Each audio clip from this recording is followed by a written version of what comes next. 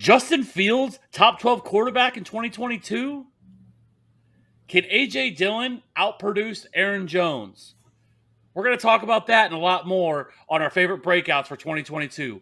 Let's ride.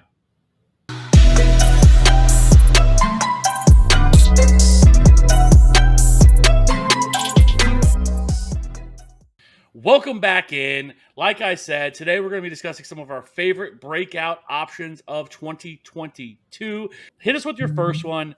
This is a quarterback who definitely got a massive upgrade over the offseason, but one of the bigger ones you possibly could get. But somebody that you think is primed for a breakout in 2022. Yeah, so I think that we have started to trend towards, hey, we need to take our quarterbacks early. These top 8, 6, 7-ish quarterbacks really set the standard and set themselves apart compared to the rest of these guys. We used to be late round quarterback. Now we've shifted, right? Well, I think if you miss out on those top 7, 8 quarterbacks, you're really focusing. You go tight end early, you lock up your 2 running backs, your 3 wide receivers, and now you're stuck. Here's a quarterback that you can get all the way at quarterback 17 that has a new top 5 wide receiver talent in Tyreek Hill. He has Jalen Waddle coming into his second year after a fantastic rookie outing. He has a coach that actually wants him. Shocking how that can maybe help a quarterback, that there's a guy that believes in you and wants you to be the starting quarterback for your franchise. And you guessed it, it's Tua Tagovailoa. He had not only all of those improvements, but he had an offensive line improvement. And I even think it's worth mentioning even the wide receiver 3 improved from Albert Wilson to Cedric Wilson, right? Like we're getting improvements all the way from A to Z. And I think what people forget is that Tua was extremely efficient last year. He didn't have the full volume. He didn't have the full passing touchdown numbers. But if we look at some of the efficiencies, he was 3rd in accuracy rating. He was 9th in true completion percentage, 1st in deep ball completion percentage, and then 4th in play action completion percentage. So he is making things happen on an efficient level. It's just, can he now start to stretch the field? That was his thing. His yards per attempt weren't fantastic. He's now has a field stretcher. Not only that, but I think they're going to use Jalen Waddle in a much better way. We know Jalen Waddle in college was a down the field, dynamic play stretcher, and they kind of used him more as this slot, gimmicky, screen ball guy. And so I think that they can do a lot with these 2 weapons. And then we can't forget about Mike Gesicki either. I think he's probably one of the best receiving tight ends, maybe not all around tight ends, but receiving tight ends. And he has a lot of athleticism as well. So I'm really excited about Tua. I think he's absolutely a quarterback you can draft as your starter. If you wait at quarterback and you just take one at the very end of your drafts, I think he's that guy to target. Yeah, I mean, obviously, you love the weapons that they brought in with Tyreek Hill and, bringing Mike Gesicki back, moving out Devontae Parker, but getting Cedric Wilson. I mean, this offense should be much better. And I think now that you move on from a defensive-minded coach to an offensive-minded coach is also going to be a big help for him as well. So I do like the direction that this offense is going, where this team's going. And so, we'll see. I know some people are down on Tyreek Hill, even some people here at TFA. Which, it is what it is. But I'm more down on Jalen Waddle just because I think he drops a little bit, because I do think Tyreek Hill is going to get his, especially being the most, highly paid wide receiver in the league. So, but I do like that. I do like to, if you're going to wait on a quarterback, getting him, I think is a nice option. I think there's some other options as well. Derek Carr is another name that a lot of people have brought up, similar situation, gets Devontae Adams now in that offense. Hunter Renfro's still there. Darren Waller's still there. Get Josh McDaniels in as the head coach. So, he's another guy that a lot of people like as well. But the quarterback I'm going to go with is Justin Fields, which we brought up in the intro.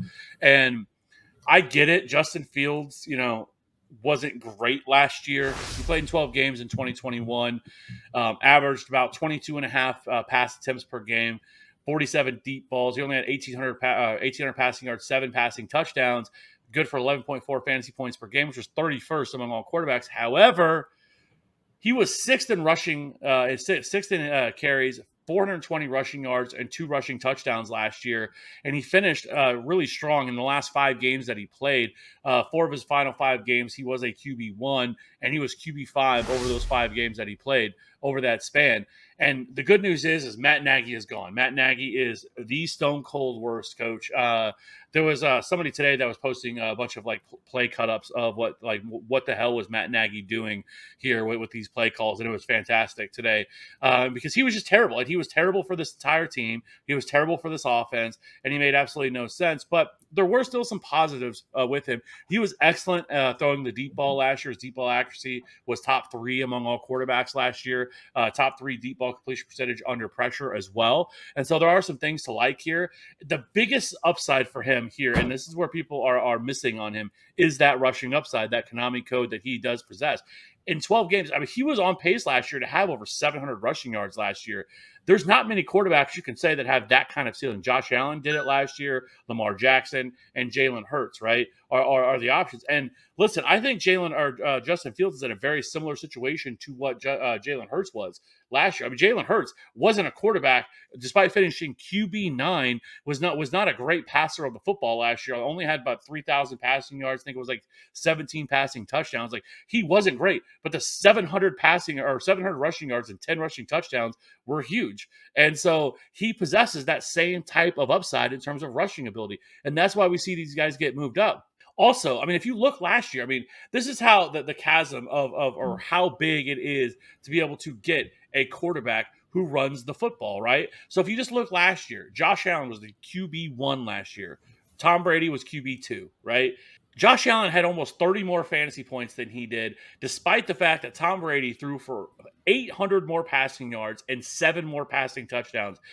And Josh Allen still beat him because of the 700 rushing yards that he had last year. And it's just a big, 6 rushing touchdowns as well. So he's able to make up for it in those areas where other quarterbacks aren't. So your Kirk Cousins, who I might add was a QB1 last year. A lot of people talk about that. Everyone acts like Kirk Cousins is the stone cold worst.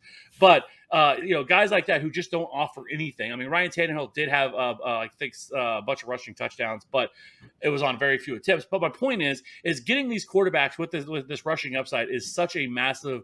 It's so big because of it raises their floor so much, right? Instead of worrying about it, because if you have a quarterback who doesn't run the ball and they have a bad game, they throw a couple of interceptions, it's just terrible. They don't maybe throw 1 or no touchdowns or something like that. You're probably lost that week. You're probably going to lose because you can't make it. But a quarterback that possesses that ability to be able to run the football is always going to save you, because if he can get you 50, 60 rushing yards, possibly a rushing touchdown, he makes up for that lack of that ability. So yes, while I don't think that Justin Fields is going to go out and throw for 4,500 yards and 35 touchdowns this year, he doesn't need that with his rushing upside. And that is what I love so much about Justin Fields. And that is why I think people are undervaluing him. And I think it's a mistake because, again, you look at Jalen Hurts. I mean, they had Devonta Smith last year as their wide receiver 1. Nobody else behind him. Very similar situation, right? Also, Dallas Goedert, tight end, was who they had. They had Zach Ertz there for a little while, then cut him, right? It's kind of very similar situation here with him. You have Darnell Mooney, who is, in my opinion, a better wide receiver at this point in his career than what Devonta Smith was. He has offered more upside. He has the 1,000-yard season under his belt. And then you have Cole Kmet, who I don't think is on the same level as Dallas Goedert at this point. We have high hopes for Cole Kmet, but I don't think that he is on the level of where Dallas Goedert was last year. But it's a very similar situation here. And in terms of these two offenses, run-first offenses, teams that aren't going to throw the ball a ton, but quarterbacks that can bring you that. So that's why I love Justin Fields. He is being majorly slept on. Everyone's hyping up Trey Lance for good reason, because of the better options, the better pass catchers that are there, despite how bad he looked as a pass catcher last year. But the weapons are certainly much better for him than what it is for probably Justin Fields. But Justin Fields has, in my opinion, QB1 upside, and I don't think it's a hot take. Yeah, I think it's interesting because you don't have to take Justin Fields really until the end of your draft. Like, he's going as quarterback 20. He's 123rd off the board. So we're talking, what is that, the 11th round, roughly, somewhere around there. So can Justin Fields have that high upside that you're probably not getting with Kirk Cousins or Derek Carr? You're probably going to be sitting in that quarterback 9 to 13 range with those two guys. They're going to be quarterback 1s most likely, but never going to have, consistent top 5 weeks.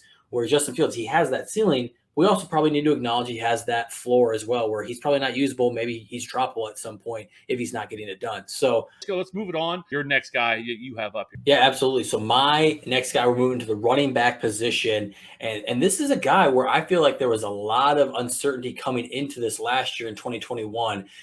Can he catch the football? Can he be the red zone guy? Is he going to be working behind Aaron Jones in the Packers offense? And that's AJ Dillon. And AJ Dillon was honestly really efficient. When you think about who he was as a running back for Boston College, he was this bruiser. He was going to get a lot of touches. He had, I think, the most touches outside of like Jonathan Taylor for running backs coming out in the last couple of years. Like he got a ton of work, not a lot of passing game work, but then he comes into this Packers offense, doesn't do a whole lot his rookie year. This last year, he gets 187 carries. He gets 46 goal line touches, which is 12th at the running back position, which I think is fantastic. And then he also got 37 targets. By the way, caught 34 of them. So awesome reception rate. And for 9.2 yards per catch. When we're talking about efficient pass catching running backs, that's a fantastic number. We're not talking about your 6.8, your guys that are just catching it and falling down. No, AJ Dillon is doing work in the passing game, which I don't think we saw at Boston College, and it's kind of surprising for me. So if you're telling me we have a running back going as running back 27, he's playing with Aaron Rodgers. They just lost their scoring machine in Devontae Adams. They have a void there. They need to find a way to score touchdowns, right? You have a back that got the most goal line touches, 12th at the position in the NFL. He also catches the football despite being the 1B. And by the way, the 1A has gotten injured, I'd say most of his years. I think there was 1 year where Aaron Jones didn't miss any games. But other than that, he's missed 4, 5, 6 games every single season. There is just so much upside for AJ Dillon to be a fantastic breakout, and you can get him all the way back at running back 27. So let's keep it moving. And I'm going to talk about Cam Akers. And I think he is somebody that people are kind of on the fence about because they don't really know what to expect from him. Because obviously he came back much faster than anybody ever could have expected last year, coming back from that torn Achilles that happened last year, to having him come back in, what was it, like 5 months that he was able to return. I kind of picked up on it early last year that I thought it was going to be a thing because I remember talking about it in like October, because I happened to notice that like they hadn't put him on IR, or they hadn't put him on season-ending IR, and I was like, well, this is kind of weird. And I kind of brought it up as right. as an option. I was like, hey, is this guy somebody we should be thinking about picking up? Obviously, it wasn't something you really needed in fantasy, but it wasn't as shocking to me when he came back because I kind of felt like that was kind of what they were thinking. Now, listen, he was not great last year whenever he came back. But I think there's some things in here because I've heard a lot of people talk about Cam Akers, and that's kind of been the sentiment around him, that he wasn't very good once he came back. And some of that I will agree with. But we're still talking about a player that was 5 months removed from blowing his Achilles, right? And so I wouldn't expect for him to come out and just absolutely ball. But I think there's some real positives here. He's currently going as RB14, 27th overall right now, which I don't mind that at all. I think that is good value there. He certainly has RB1 upside. I loved Cam Akers coming into last year. I was sad whenever he got hurt, but he still averaged 56% of the snaps. He averaged 18.6 touches per game. Despite coming off an injury like that, still averaged 18.6 carries or touches per game. He did see a drop-off in efficiency, going from 2.96 yards after contact per attempt, dropped down to 2.31 in 2021. Now, again, you're coming off a major injury. However, we also kind of forget the teams that he faced were not easy matchups. Very, very tough run defenses there. Bucks allowed the third fewest fantasy points to running backs. 49ers, ninth fewest fantasy points to running backs. Arizona, sixth fewest. The best option that he got to face was in the Super Bowl against the Bengals, who had their defense had really kind of turned a corner as well. And I think they allowed like the 14th most fantasy points to running backs. Right? We did see him have the 95-yard total game against the Cardinals right before or during the playoffs. I think that was wild card weekend. I think whenever that game happened. But regardless of that, I get it. He wasn't great. He didn't score any touchdowns, but he gets the entire offseason. And we can talk about narratives and coach speak and all this stuff, but there has been a lot of talk that they've been actually lining him up into the slot. They're going to start using him a lot more as a pass catcher. They're going to put him all over the field. They don't want him, and we have seen it every time Cam Akers is healthy. Sean McVay loves Cam Akers, and this guy came back and he immediately, instead of just working him back in, hey, we're going to give you like 5 carries this week, maybe next week we'll give you 8 or 9 carries. I mean, after week 2 or the second week he came back, he had like 17 or 18 carries. Like it was kind of wild how quickly they progressed. I mean, he didn't get a training camp. He didn't get all this time to work up. Yes, he was working, rehabbing and all that stuff, but really to get into football shape takes some time. I mean, so we're asking a lot of him in a very short period of time. So I know a lot of people are worried, and I keep hearing well, we've never seen a running back come back from this. But we've never how many like star running backs or big running backs or guys we really cared about have had this injury. It's not a huge list. It's like we have this huge sample size of running backs that have tried to come back and haven't been able to do it. So I don't think that's really fair. Modern medicine has come a long way. It's not the same as it was 10 years ago. It's kind of like the ACL. Whenever guys would get it in like the 90s, their career is pretty much over. It's just not the case anymore. And so I'm not concerned at all about the injury. He's completely healthy. He's going to have all offseason to be ready. Sean McVay loves this guy. I do think Darrell Henderson is a nice little kind of late round guy to have if something were to happen, because there's really nobody else there. Kyron Williams, they drafted in the 5th round. He is nothing more than a pass catching option for them. I don't think he's going to be that heavily involved. He broke his foot. He's hoping to be ready by training camp as well. So that is something to mention there. But I love Cam Akers. I'm not worried whatsoever about his injury. And I think that he's in line to regain the throne and smash this year and finish as an RB. Yeah, there's definitely that side that you can paint for him, and I'll be on the other side of the fence where I'm a little bit more worried about the injury than you are. Yes, I think it's probably not fair to say, hey, look at what he did coming back from the injury that much, and that's what he's going to be. No, when you can heal up and you actually have a normal recovery timeline, I think you can definitely improve. But I don't think it's nothing to say, hey, it has not happened before. So when you have something happen for the first time, yeah, he'd be the first one to come back and successfully be fantasy productive from an Achilles injury. So I do think that's worth mentioning. I agree with you that there isn't a huge sample size, but when we have that, we have yet to see it. And I just want to hit really quickly on my other running back that I have, and that's Rashaad Penny. Yeah. Listen, I was team Rashaad Penny last year, pounding the table to be, before it was cool to say that I thought Rashaad Penny was going to be a breakout running back last year or a league winning running back, for everybody. And he was. I mean, he absolutely went off from weeks 14 through 18. I mean, stayed healthy. He was a top 5 running back in all of them except for 1 week where he scored 6.4 against the Rams. But other than that, 26.8, 19.5, 32.5, and 25 over that span. And then, I mean, just the efficiency numbers. He was second in true yards per carry, second in yards created per touch last year, first in breakaway run rate. 32 evaded tackles is fantastic considering how few opportunity or how limited sample size that he had. The dude was just fantastic. Now, obviously, there is the elephant in the room that is Kenny Walker, right? That's somebody they drafted in the 2nd round. However, you would think that I would not be high on Rashaad Penny. However, this is still Pete Carroll we're talking about, who the same Rashaad Penny who was drafted in the 1st round was not the starting running back. It was Chris Carson, right? So we've seen this play out before with this same, and Pete Carroll he loves his veterans. These guys got to earn it. They got to earn their stripes and everything else. So unless Rashaad Penny gets hurt, I still think this is Rashaad Penny's backfield to lose. They brought him back, signed him back up for this year. And like I said, he looked really, really damn good in a short, in that opportunities that he got last year. Like this was like, okay, this was the guy we've been waiting for all these years. And yes, there's the opportunity that he can get hurt. The good news is, though, he is coming off the board at 90th overall. And so you're not spending some heavy draft capital on him. And so if he doesn't work out, I think it's fine. I think people are going to overdraft Kenny Walker. And I think it's going to be a little bit of a mistake. I'm not saying that I don't think Kenny Walker will be involved or won't be involved. I don't think that's the case because I do think they will split touches. I think it's much more likely that Rashaad Penny leads this backfield as the 1A in this backfield.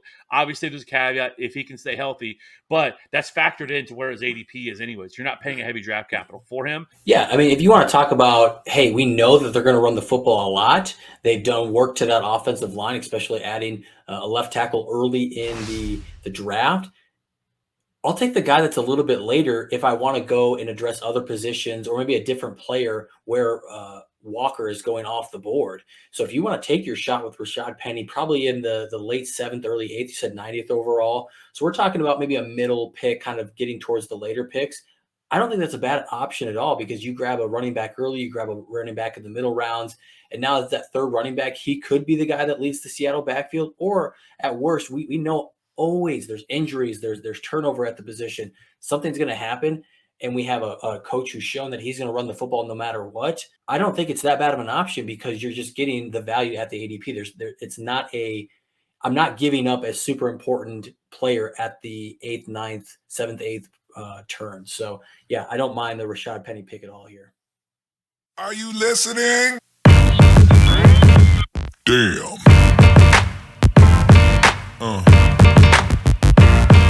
Yeah.